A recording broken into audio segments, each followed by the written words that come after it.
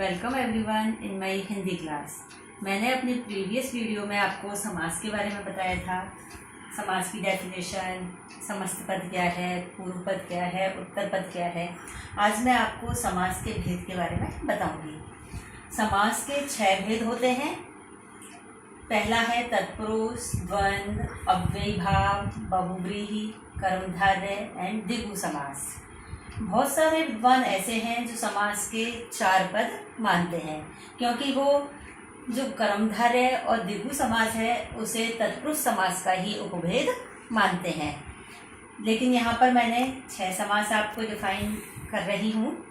6 समास हैं, 6 के नाम मैंने यहाँ पर आपको लिख दिए हैं। अब इनमें पहला समास है तत्पुरुष समास। इस समास का उत्तर पद प्रधान होता है। जैसा कि मैंने आपको प्रीवियस वीडियो में बता दिया था कि उत्तर पद क्या है, पूर्व पद क्या है, तो आप समझ लीजिए। इस समास का उत्तर पद प्रधान होता है। इसमें कर्म कारक से लेकर अधिकरण कारक तक के कारक चिन्हों का लोप होता है। यानी जो कारक चिन्ह है, कारक है हमारे कर्ता ने कर्म को करण से, तो वो जो सारे कारक कर्म कारक से लेकर अधिकरण कारक तक जो कारक के चिन्ह होते हैं उनका इसमें लोप होता है। लोप यानी अदृश्य रहते हैं। इसके पूर्व पद में जो कारक चिन्ह होते हैं उसी के नाम पर समास का नाम होता है। जैसे मैं एक एग्जाम्पल आपको यहाँ पर दे रही हूँ, सर्वप्रिय। इसका अर्थ है सबको प्रिय, यानी इसका जो पूर्व पद है इसमें कारक चिन्ह लगा हुआ है, तो इससे आप पहचानेंगे कि कौन सा तत्पुरुष समास है। यहाँ पर सब हो, जैसे हम विभक्तियां बोलते हैं कारक चिन्हों की, कर्म को करण से, तो यहाँ पर कर्म को, यानी जो हमारा समास है वो है कर्म तत्पुरुष समास। जैसे सब सर्वप्रिय, सबको प्रिय। अब मैंने यहाँ पर आपको जो कारक हैं उनके भेदों के अनुसार एक एक एग्जाम्पल मैंने यहाँ पर ले लिया है। ये हो गया कर्म कारक का। अब ये है करण कारक, रोग पीड़ित, यानी रोग से पीड़ित, तो इसमें कौन सा समास है? करण तत्पुरुष समास। यहाँ पर है दान पात्र, दान पात्र यानी दान के लिए पात्र, तो यहाँ पर कौन सा आएगा? संप्रदान, यानी के लिए यहाँ पर उसकी विभक्ति चिन्ह आ गया है, तो यहाँ पर है संप्रदान तत्पुरुष समास। ऐसे ही गंगा जल, गंगा का जल। अब इसमें है कौन सा समास है? संबंध कारक तत्पुरुष समास। संबंध तत्पुरुष समास। सॉरी, मैं यहाँ पर एक इसे छोड़ गई थी आपको बताना कि बलहीन, बल से हीन। अब यहाँ पर कौन सा समास आएगा? जैसे हमने बोला कर्म कारक, कर्म को करण से, तो यहाँ पर आ गया करण कारक। यहाँ पर आ गया हमारा करण कारक, करण तत्पुरुष समास हम इसे यहाँ पर बोलेंगे। फिर आता है हमारा गंगा जल, गंगा का जल। अब यहाँ पर का है, का यहाँ पर लोप हो रहा है, जो विभक्ति चिन्ह है उसका यहाँ पर लोप हो रहा है। तो ये कौन सा है? संबंध तत्पुरुष समास। जो संबंध कारक है उसमें का, के, की, रा, रे, री जो विभक्ति चिन्ह होते हैं उनका यहाँ पर लोप हो गया है। तो इस तरह से ये संबंध तत्पुरुष समास कहलाता है। फिर है यहाँ पर कार्य कुशल, यानी कार्य में कुशल।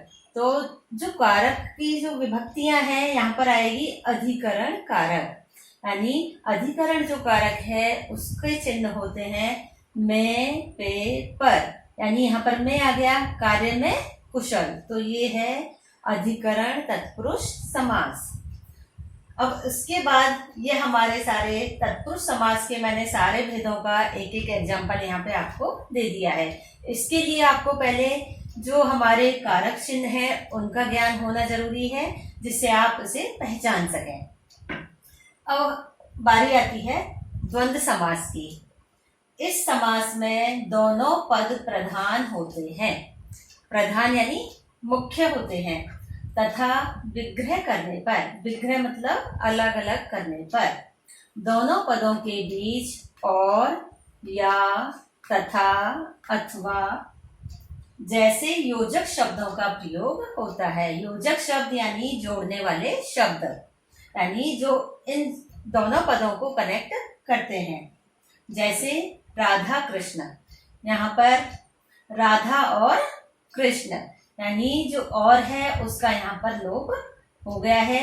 इस तरह से राधा और कृष्ण दोनों पद ही प्रधान है यानी मुख्य है।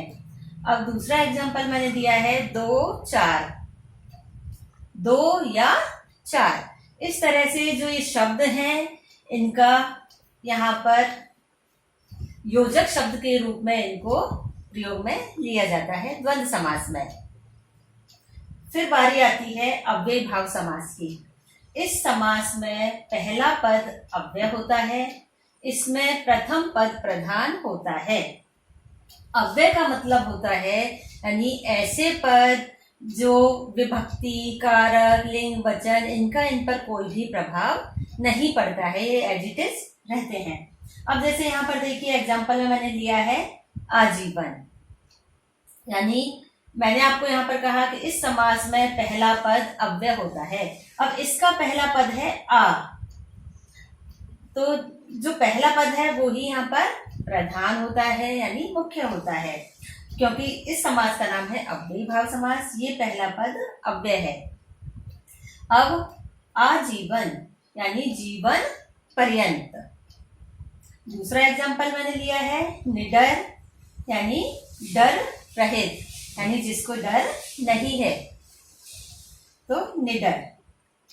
मैं अपने अगले वीडियो में इसके जो दूसरे पार्ट हैं समास के, जैसे अव्यय भाव है, बहुव्रीहि है, इन सबको मैं बाकी के जो रिमेनिंग पार्ट है उनको एक्सप्लेन करूंगी। आप इनको पढ़ के अच्छे से, और प्रैक्टिस के लिए मैं इसका आपको कुछ वीडियो डाल दूंगी, जिससे आप एग्जाम्पल्स डाल दूंगी जिससे आप प्रैक्टिस कर सकें। Thank you and have a nice day.